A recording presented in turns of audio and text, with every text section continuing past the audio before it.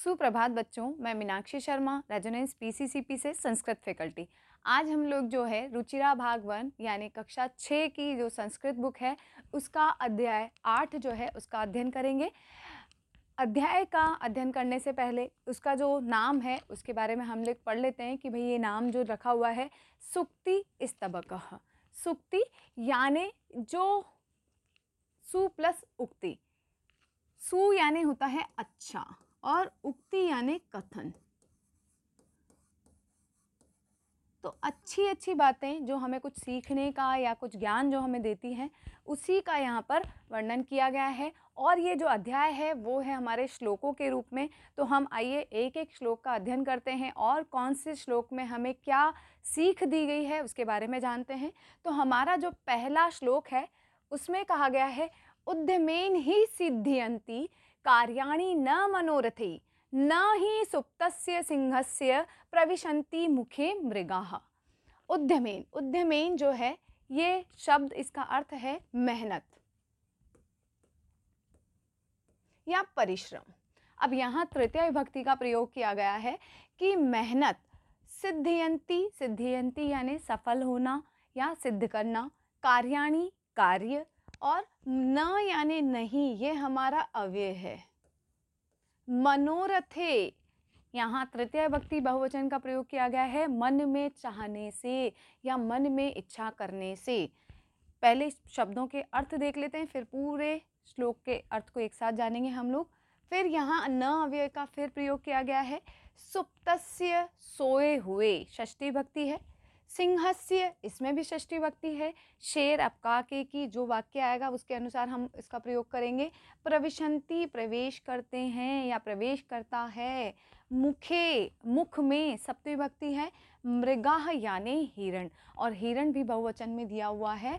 तो यहाँ इस श्लोक का अर्थ हम एक एक पहले जो है देखते हैं यहाँ पे कैसे करेंगे कि उद्यमेन यानी मेहनत से ही जो है कार्य जो है कार्याणि यानी कार्य सिद्ध होते हैं। मेहनत के द्वारा ही कार्य सिद्ध होते हैं। न मनोरथे, न नहीं, मनोरथे मन में चाहने से, मन में चाहने से कार्य पूरे नहीं होते। कि हम सोचें कि मन में हमने सोच लिया ये कार्य हमें करना है और बस बैठे हैं सिर्फ सोच रहे हैं कि करना है, लेकिन जब तक हम उस कार्य को नहीं करेंगे हमारा कार्य सिद्ध नहीं होगा, सफल नहीं होगा। अब इसी के लिए उदाहरण दिया है जिस प्रकार सुप्तस्य सोए हुए सिंहस्य शेर के, सोए हुए शेर के मुखे मुंह में मृगा यानी हिरण जो है अपने आप प्रवेश नहीं करता।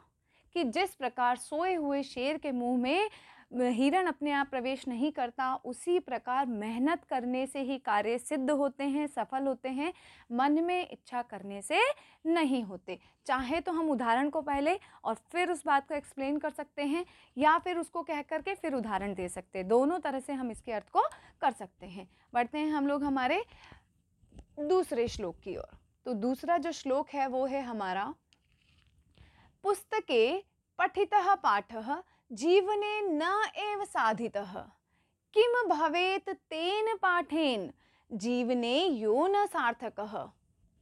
पुस्तके पुस्तकों में या पुस्तकों पर। अब देखते हैं वाक्य में क्या अर्थ देता है। सप्तमी विभक्ति का प्रयोग किया गया है। पुस्तकों, पठितः पढ़े हुए, पाठः पाठ का, जीवने जीवन में। अब यहाँ पर दो अव्यय हैं न प्लस एव। न यानी न नहीं और एव यानी ही, तो दोनों को मिलाकर के नहीं अर्थ ही होगा। साधितः यानी साधा गया या अपनाया गया। किम यानी क्या, भवेत यानी होगा, तेन यानी उस, पाठेन यानी पाठ का, जीवने यानी जीवन में, यो यानी जिसको या जो, न यानी नहीं, सार्थक यानी सार्थक है।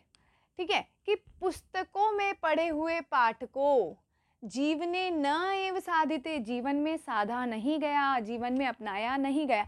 कि जो पुस्तकों में हमने पढ़ा है उसको अगर हम अपने जीवन में नहीं अपनाते हैं तो उस पाठ का, तेन पाठेन, उस पाठ का क्या होगा जो जीवन में सार्थक नहीं है, यानी जिसका अपने जीवन में कोई अर्थ नहीं है।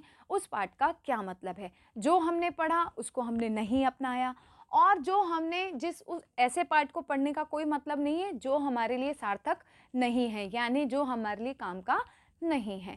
तो यहाँ पर हम इसको लिखते समय कैसे लिखेंगे कि पुस्तकों में पढ़े हुए पाठ को अगर हमने जीवन में नहीं अपनाया है तो उस पाठ का क्या मतलब जो हमारे जीवन के लिए सही नहीं है या जिसका कोई अर्थ नहीं है। बढ़ते हैं हम लोग हमारे श्लोक नंबर 3 की ओर। तो श्लोक नंबर 3 में कहा गया है, प्रिय वाक्य प्रदानेन सर्वे तुष्यन्ति जन्तवः तस्मात् प्रियम ही वक्तव्यम वचने का दरिद्रता। यहाँ कहा गया है, यहाँ जो है अच्छा बोलने के लिए, मधुर बोलने के लिए हमें शिक्षा दी गई है कि प्रिय वाक्य यानी जो अच्छे वाक्य होते हैं, प्रदानेन यानी देते हैं, सर्वे यानी सभी, तुष्यन्ति यानी संतुष्टि, जंतवः यानी मनुष्यों को, है ना। क्या कहा गया है कि प्रिय वाक्य सभी मनुष्यों को संतुष्टि प्रदान करते हैं, संतृप्त करते हैं। तस्मात् इसीलिए प्रिय ही वक्तव्यम, प्रिय ही बोलना चाहिए। वक्तव्यम यानी बोलना चाहिए, तव्यत प्रत्यय है यहाँ पे कि इसीलिए प्रिय ही बोलना चाहिए। वचने का दरिद्रता, वचने यानी बोलने में, दरिद्रता गरीबी अर्थ होता है, लेकिन यहाँ पर जो अर्थ दिया हुआ है बोलने के अर्थ में दिया हुआ है, तो बोलने के अर्थ में हम कहेंगे कंजूसी। तो देखो कि इसीलिए बोलने में कंजूसी कैसी, ठीक है। यहाँ का जो शब्द कैसी प्रश्नवाचक शब्द में कि जो प्रिय वाक्य होते हैं वो सभी मनुष्यों को संतुष्टि प्रदान करते हैं, इसीलिए प्रिय ही बोलना चाहिए। बोलने में कंजूसी कैसी, यानी बोलने में कंजूसी, प्रिय वाक्य बोलने में कंजूसी नहीं करनी चाहिए। अगला जो हमारा श्लोक है तो उसमें कहा गया है, गच्छन पिपलिको याति योजना नाम शतान्य अपि अगच्छन वेनतेयो अपि पदम एकम न गच्छति। यहाँ पर जो लगातार मेहनत करते रहते हैं उनके बारे में बताया गया है कि उनको देखो सफलता प्राप्त हो जाती है। तो देखो गच्छन यानी चलती हुई, जाती हुई, पिपलिको, पिपलिको यानी चींटी। अब चींटी भी कौन सी, नर चींटी के लिए कहा गया है कि जाती हुई चींटी जाती है। योजना नाम, योजन जो है हम जो कोस शब्द होता है यानी किलोमीटर, हम कह सकते हैं 4 किलोमीटर मान लो। ये कहा गया है कि 4 योजन जो अर्थ होता है ना, योजन शब्द, उसका अर्थ बताया गया है 4 किलोमीटर चलना। और शतान्य अपि, शत यानी 100 यानी सैकड़ों हम कह सकते हैं, और अपि यानी भी। तो कहा गया है कि जो जाती हुई, जो चलती हुई चींटी जो है, लगातार चलती हुई चींटी सैकड़ों योजन पार चली जाती है, यानी इतने किलोमीटर तक चली जाती है, 4 किलोमीटर तक चल जाती है, उससे भी आगे चलती रहती है। तो कि चलती हुई चींटी जो है सैकड़ों योजन पार कर जाती है, लेकिन अगच्छन नहीं जाता हुआ, वेनतेय, वेनतेय होता है गरुड़ पक्षी, जिसके पैर काफ़ी लंबे होते हैं, जो एक छलांग में ही बहुत ज़्यादा आगे बढ़ सकता है। इसीलिए उसका उदाहरण दिया हुआ है कि नहीं जाता हुआ गरुड़ पक्षी, पदम एकम, एक पग भी यानी एक पैर भी, न गच्छति नहीं जाता, कि उसका चाहे पैर कितना भी बड़ा है, वो अगर चलना चाहे तो बहुत जल्दी जो है आगे पहुंच सकता है, लेकिन नहीं जाता हुआ गरुड़ पक्षी एक कदम भी नहीं बढ़ता। तो यहाँ पर एक तो चींटी और एक जो वेंती यानी जो गरुड़ पक्षी हैं उनकी यहाँ पर तुलना की गई है, जो कि चींटी जो है बहुत छोटा सा जीव होती है, तो उसके लिए कहा है कि अगर वो, क्योंकि वो चलती रहती है, तो चलती हुई चींटी जो है सैकड़ों योजन पार कर जाती है, लेकिन नहीं चलता हुआ वेनतेय जो यानी गरुड़ पक्षी जो है वो एक कदम भी आगे नहीं बढ़ पाता।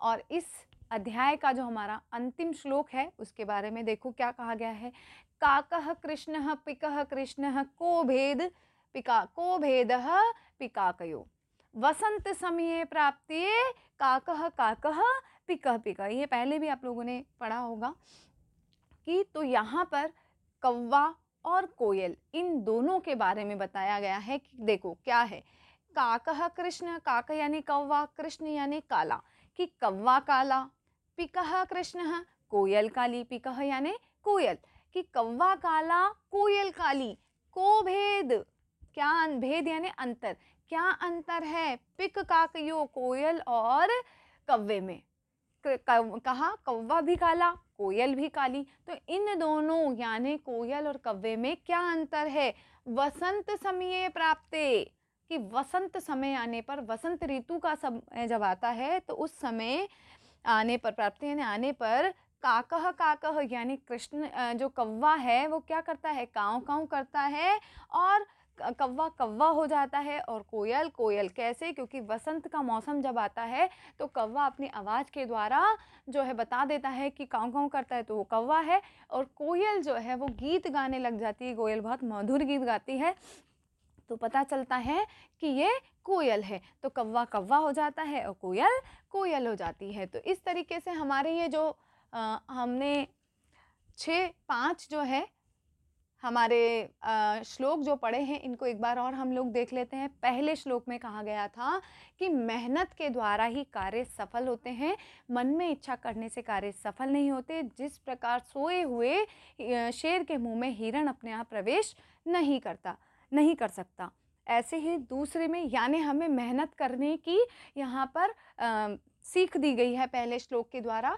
दूसरा जो सूक्ति है उसमें बताया गया था कि पुस्तक में जो हमने पाठ पढ़े हैं, जो हमें ज्ञान देते हैं, सीख देते हैं, अगर उसको हमने अपने जीवन में नहीं उतारा तो उस पाठ का जो हमने हमारे जीवन में जो सार्थक नहीं है, जो जिसका कोई मतलब नहीं है, उन पाठ को पढ़ने का कोई मतलब नहीं है। यानी पुस्तकों से जो हमें सीख मिलती है उसे हमें अपने जीवन में उतारना चाहिए। ये हमें दूसरा श्लोक, दूसरी सूक्ति जो है ये हमें बताती है।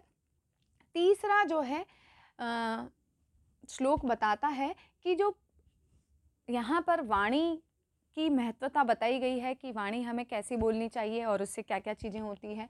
तो यहाँ पर तीसरे श्लोक में कहा गया था कि प्रिय वाक्य जो हैं वो सभी को संतुष्ट करते हैं, इसीलिए प्रिय वाक्य बोलना चाहिए, प्रिय वाक्य बोलने में कंजूसी नहीं करनी चाहिए।